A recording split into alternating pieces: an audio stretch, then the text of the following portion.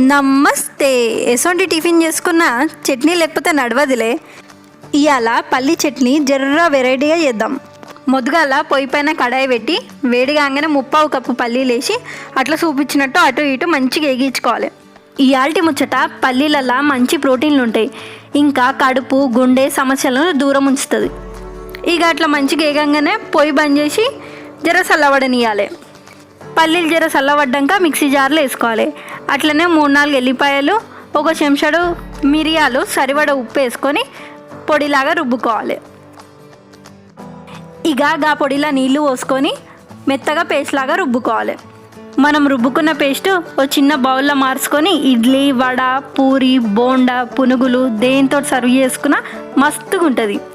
Video గిట్లా నచ్చితే like చేసి షేర్ చేయర్రి. ఇంకిన్ని వీడియోల కోసం సబ్స్క్రైబ్ చేసి గంట కొట్టుర్రి.